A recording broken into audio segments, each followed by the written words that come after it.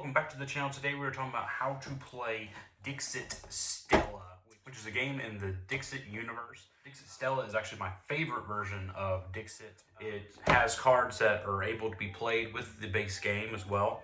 And Dixit Stella is just a fantastic party game. It's easy to teach, it's easy to play, it's just a lot of fun. But today we were talking about how to play, how to set up, and how to win Dixit Stella. So as far as setup goes, first thing you want to do is make sure that you have enough boards for your players. This game plays 3 to 6. So you're going to pass out number of boards, so however many players you have. So let's say we're playing with 4. And we'll pass out these boards. In this game you play as star seekers who are out in the world trying to find little bits of happiness to make connections with people. In this game, everyone gets a board that matches their color, matches their coin, matches their marker. And then also you will lay out these 2 boards here, which attach to each other like a puzzle piece. And from there, you're going to lay out 5 cards on the top row, 5 on the middle row, and 5 on the bottom row. Also, we have over here these 4 turn markers. There are 4 turns in the game, and that's it. And this is just a scoreboard for each round. So once you've set all this up, you are ready to play. Now, as far as how to play, it goes like this. So each round we will pass this little thing around, and it says to pick randomly in the instructions, so feel free to roll off for it. But you'll pass this to whoever it is. Let's say orange player starting. What they'll do is they'll take this top card, they will look at it, and they will pick which one they want to go with. So either topic's fine. There's usually a vaguer option than a hyper-specific option. For this instance, we're going to look at genius. So genius, we're going to use that topic, and everyone's going to, they're going to arrange their board so that the moon card is facing on the left side. And that helps for like if you're sitting across the table, you don't get messed up on orientation. So on this, each player secretly, privately, will look at the cards and figure out which one they think is genius. So, someone might mark this one. And all you'll do is you'll mark an X on the box that matches it corresponding. So that's, second row, 3rd card over, and matches to that. Someone might look at this lady down here and think she looks like a genius. Everyone's going to mark different things, and we're just kind of mark up each board and give you a couple of examples. So once everyone has secretly picked theirs, you're going to move on to the next step, which will start with the player who has this marker, and they will say how many X's they have on their board. This person went pretty safe and picked 2, so they're going to take their marker and put it onto the board on the 2 place. They go to black player and they say that I have 3, so they're going to place theirs on there. Purple says I also have 3.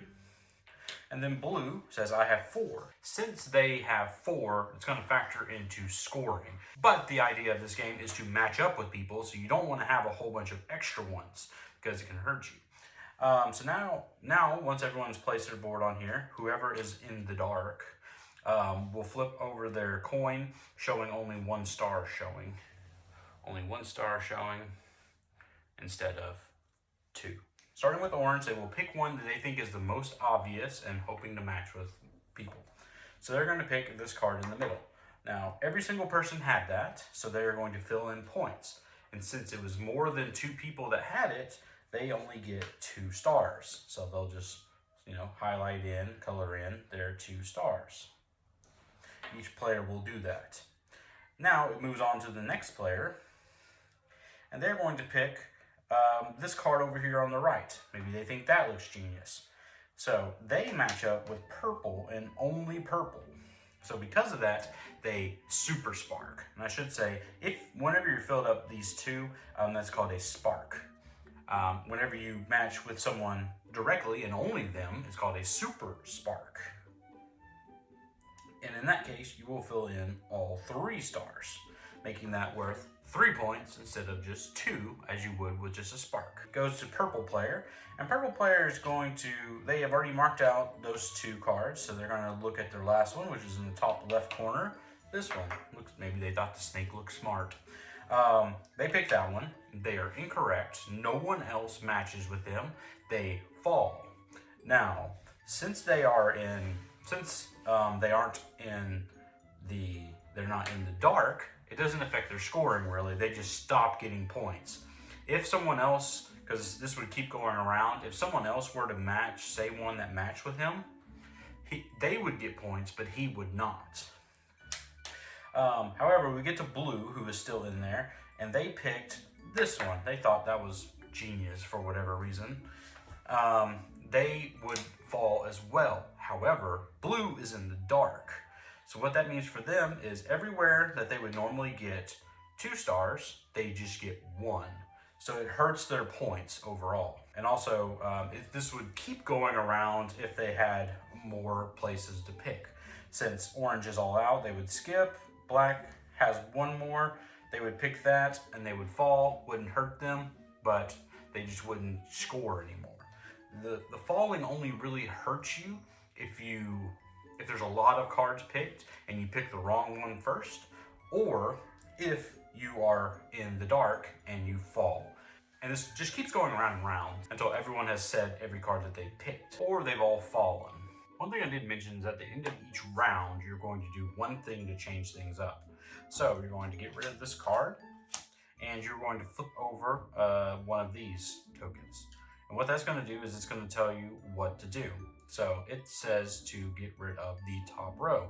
So you will take all these cards, trash them out of the game, and get 5 new cards. On round 2, you're doing the same thing, but on the middle row. Round 3, you're doing the same thing, but it's on the bottom row. And the 4th round, you're not doing anything because that's the end of the game. Next thing goes into scoring. So on your scoreboard here, you're going to put down everyone's name, matching with their color, and you're going to give them their points allotted. Orange would get 4 points because they have 2 sparks but no super sparks. Black would actually get 1, 2, 3, 4, 5, 6, 7, 8 points because they matched on all 3 of theirs and 2 of them were super sparks. Purple would get 5 points because they matched one and sparked on one and super sparked on the other. Blue would only get 1 point because they fell, they lost 1 star for each correct answer. So that's how you set up, that's how you play, and that's how you win Dixit Stella. It's a great game. I hope you really enjoy it, and we'll catch you next time because that's the way we roll. Natural.